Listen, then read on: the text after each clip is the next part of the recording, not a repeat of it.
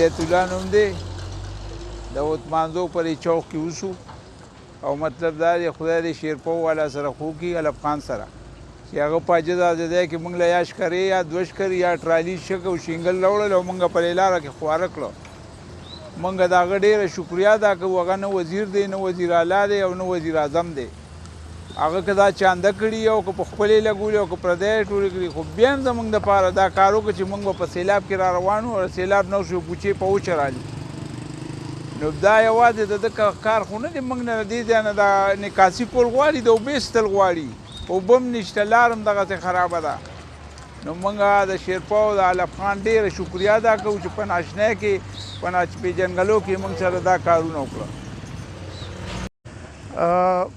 زما د چارسدې ضلعې ټولو د دې دغه کتونکو ته دا وایم چېرې دا د چارسدې ضلعې یو اهم لاره کې مونږ ولاړ یو چې په دې باندې د ټولو د غریبانانو کم او د مالدارو سرمایهدارو په زیات تګ راتګ دی نو زه ټولو ته دا وایم چېرې په دې علاقه باندې اوس چې کوم دی د پی ټي اے سړی پاس شو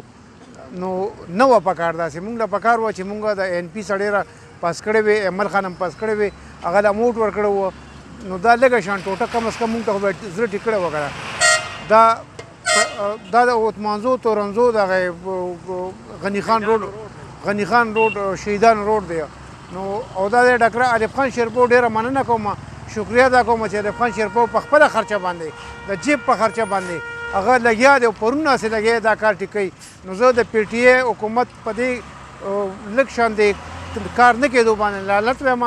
چې هغوی له پکار وه چې دا کار یې کړی وی خو بیا هم زه د الف خان شیرپو ډېره مننه ادا کوم او ډېره شکریه ادا کوم چې هغه په خپله راغلی دی دغه ولاړ دی بیلچه ورسره لاس کې ده هغه ته هم دا که نه او دغه کار کوي لګیا دی که نه نو زه د دې ټولو چارسدې ضلعې باشندو خلکو ته وایم چې انتهایي بدې کړي دي چې پی ټي اے له ووټ ورکړی دی او عمران یې پاس کړی دی نن عمران چېرته دی کم دی پکار ده چې هغه راغلی وي د پښتانه پاسېدلی وي او د هغې پاس کړی وي د ایمل خان یې پاس کړی وي نو دا ټوټه خو مونږ ته څه شی وکړه ډېره مننه بسم الله الرحمن الرحیم دا پرونه داسې په شهیدانو روډ بایپاس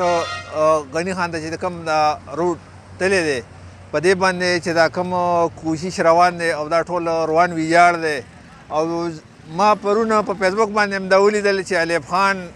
دلته راغلی دی او په خپلو پیسو باندې دا دله د میټیرې راوړی دی او دغه د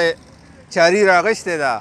او دا په خپله سموي دا پکار ده چې زموږ په دې علاقه کې ډېر غټ غټ ایم پي ایګان دي غټ غټ ایم ان ایګان دي دا پکار و چې دا کار د هغوی و په دې دا اهم روډ دی په دې باندې د امبولینس دي په دې باندې نور د غټو خلکو ګاډي دي په دې باندې د ایمرجنسي ګاډي دي الف خان بی به یا صحافت کوي یا به دا روډونه سازي زه ډېر د افسوس سره وایم چې نن مونږ په دې روډ باندې دا کم کار چې روان دی نو چار دی د ښه وي خو په کار حکومت لدي حکومت دی او د پی ټي اے حکومت دی او ښه غټې پیسې ورسره دي غټ غټ فنډونه دي